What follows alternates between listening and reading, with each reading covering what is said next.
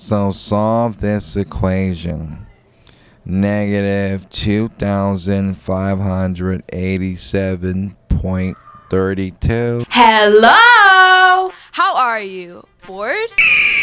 Well, don't be, because you have us, WHZY. We tell the stories that happen at Ziegler and around the community. Stories about you. We are your voice, your broadcast. We're the best thing in Northeast Philadelphia.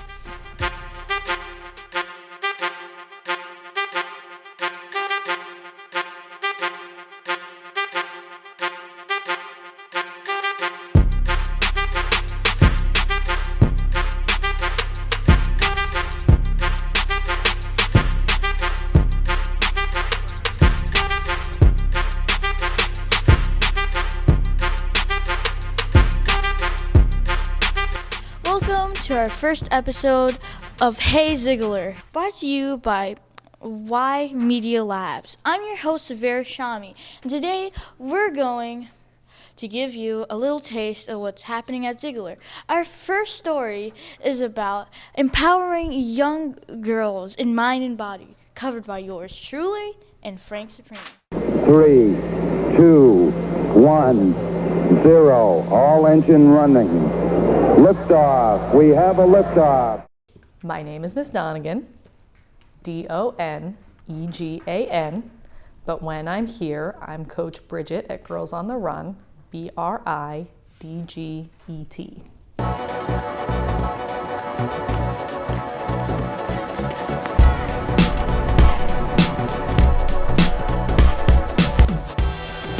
So Girls on the Run is a program that helps girls build healthy habits like exercise and good nutrition.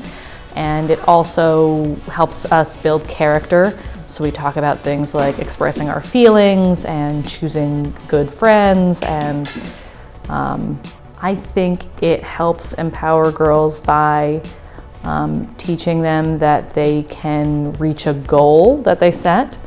It helps them feel strong and independent in expressing themselves. And I think it helps build relationships with other girls, which empowers all women, really. In just less than a month, in the beginning of December, we're going to do a 5K. All the girls on the run from all across Philadelphia get together at a big 5K race, and then that'll be the end of our season for the fall, and we'll start over in the spring. Okay. Bonus question. Bonus question. Do I get extra credit points for this? No, there are two Okay, then. bonus questions. 2 bonus questions. Why is it only for girls? Why is Girls on the Run only for girls? Well, I think that in a lot of places, not necessarily Ziegler, but a lot of places don't offer as many sports opportunities for girls.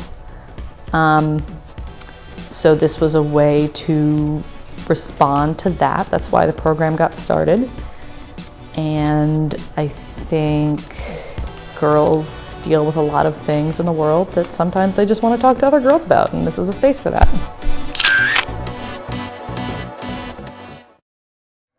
Our next segment deals with the beauty of the arts and what it means to be an artist from the eyes of the lovely Miss Kia Nicole.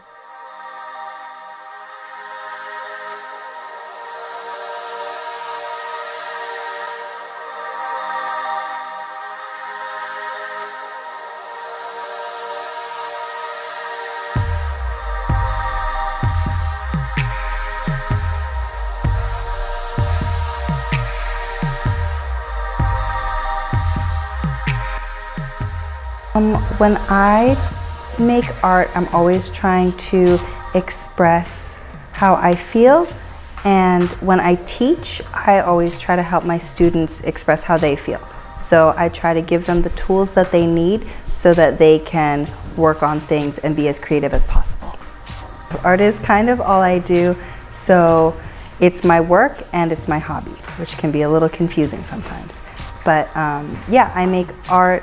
I do all different things. So I make sculptures, I make paintings and drawings. Sculpture is definitely one of my favorite. I usually work with clay, And sometimes I make things that people can use, like mugs or bowls or vases, things like that. And then sometimes I make really weird, like twisty sculptures that would be considered abstract art, and that just feels more like creative. The hardest thing to draw is when I'm trying to be really realistic, and drawing animals is really hard for me. I'm not very good at drawing animals.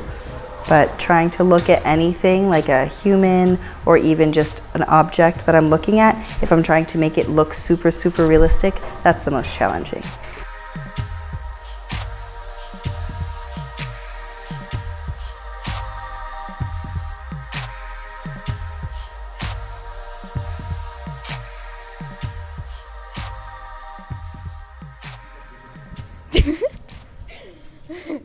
Okay.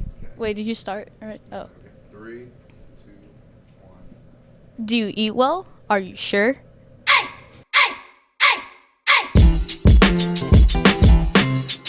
Food is pretty important. What we eat determines how much energy we get, which turns into fuel for your body, your mind, and your creativity. Some foods we love aren't always the healthiest decision. That's why we must change the way we prepare food, cook, and serve our food. I went to culinary school in New York, the Culinary Institute of America, and in that degree I studied food justice and food policy, which really wanted me to get connected into schools and teach cooking to children, specifically healthy meals. Coming from a family background, my dad's side is Jamaican and my mom's from Italy, so definitely a culture surrounding food on both sides. And I found my way to WHZY Community Partnerships a couple months ago, pursuing the passion of teaching cooking to children in school. And luckily within our organization, ATOA, Taste of African Heritage, is a program that we are allowed to do in schools to engage parents in an awesome cooking lesson that also benefits them health-wise. We don't need, oh actually, you can mix it a little bit, but I'm gonna blend it up. The garlic's too big. Yeah. So,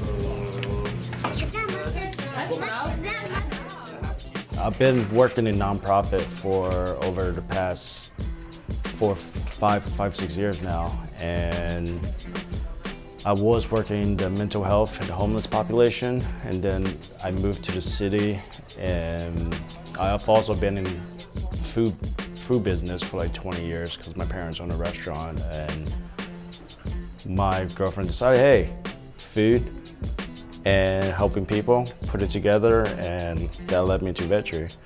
Oh yeah, that's how it is. You know, she's happy now. I was always hungry. WHZY Community Partnership was a foundation that started off to help educate the community in regards to nutrition and food, and then it just spanned to a lot of different sectors. For example, I teach at school, and then we also have programs that teach after school, and then we also work with the parents, and we also provide lessons to first year and second year med students. We're all about empowering and promoting good food and healthy lifestyle. ATOA has a 6-part lesson to it, and we're doing 3 this semester, and then we're going to do another 3 hopefully in the spring. So today is greens, and we're doing a sauteed collard greens that has collard greens with some mustard and garlic and onions in it, which is really yummy. And then we're going to do a cucumber, dill, and spinach salad. And then we also have a drink for tonight, which is agua de Jamaica.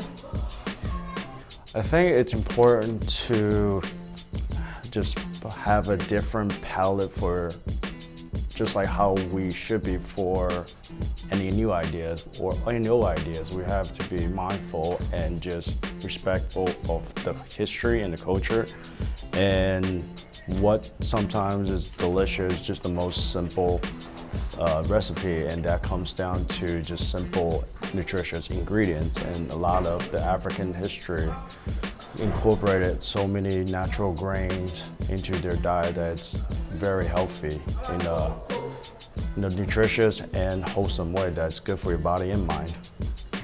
The African Health and Heritage cooking event educates on how certain African-inspired dishes can help boost our health and empower us to choose the better option to put on our tables. This is Severa Shami, WHZY, signing out.